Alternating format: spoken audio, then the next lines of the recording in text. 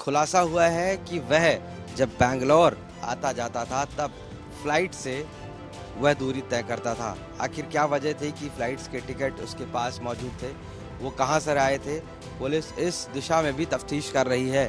घर वालों ने भी इस बारे में जिक्र किया है कि जब फ्लाइट्स के टिकट्स सागर के पास आए तो उससे पूछताछ भी की गई कि आखिर तुम्हारे पास इतना पैसा कहां से आया है। संसद को धुआं करने वाला, संसद में हमला करने वाला लखनऊ का आरोपी सागर शर्मा को लेकर बड़ी खबर सामने आ रही है। वो सागर जिसकी आर्थिक स्थिति ठीक नहीं थी, वो सागर जो लखनऊ में ई रिक्शा चलाता था और वही सागर फ्लाइट से सफर करता था। जी हाँ, बिल्कुल ठीक सुना आपने। पुलिस के मुताबिक सागर शर्मा जब बेंगलुरु में आटे की फैक्ट्री में काम करने गया था तब वहां उसकी मुलाकात एक शख्स से हुई और उसी के जरिए वो लखनऊ अक्सर फ्लाइट से आता था। इसके बारे में पुलिस जानकारी इकट्ठा कर रही है कि आखिर फ्लाइट से सागर को कौन भेजता था। उत्तर प्रदेश की राजधानी लखनऊ में रहने वाले सागर शर्मा की एक घर पे मैं खड़ा हूँ। आप देखिए, एक नॉर्मल सा घर है और अभी ताला लगा चुकी अंदर हैं लोग, लेकिन एक खुलासा हुआ है कि वह जब बैंगलोर आता जाता था तब फ्लाइट से वह दूरी तय करता था। आखिर क्या वजह थी कि फ्लाइट्स के टिकट उसके पास मौजूद थे, वो कहां से आए थे? पुलिस इस दिशा में भी तफ्तीश कर रही है, क्योंकि इंटेलिजेंस को जो इनपुट मिले हैं उसमें जानकारी मिली है पूछताछ में।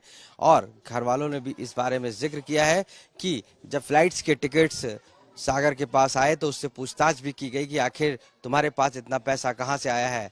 इसके बावजूद भी वह उसने कुछ नहीं बताया। लेकिन ये तो साफ हो गया है कि जब वह बैंगलोर में नौकरी कर रहा था, उस दौरान जब वह लखनऊ आता था तो उस दौरान फ्लाइट से आया।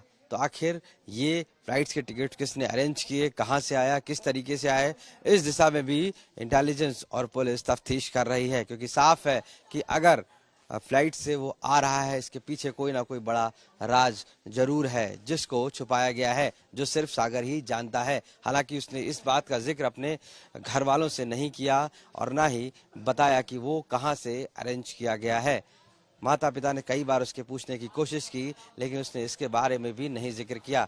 ये तो साफ है कि कहीं ना कहीं कोई ऐसा शख्स है जो उसकी लगातार फाइनेंशियल मदद कर रहा था, जिसको लेकर अब यूपी पुलिस इंटेलिजेंस लगातार उसके जो अकाउंट्स हैं उसको भी खंगालने की कोशिश कर रही है कि आखिर उसका कनेक्शन किसी फंडिंग से तो नहीं है और या ऐसा कोई फंड तो नहीं उसके अकाउंट में ट्रांसफर किया गया है जिससे वह इस तरीके की फ्लाइट सेवा ले रहा था।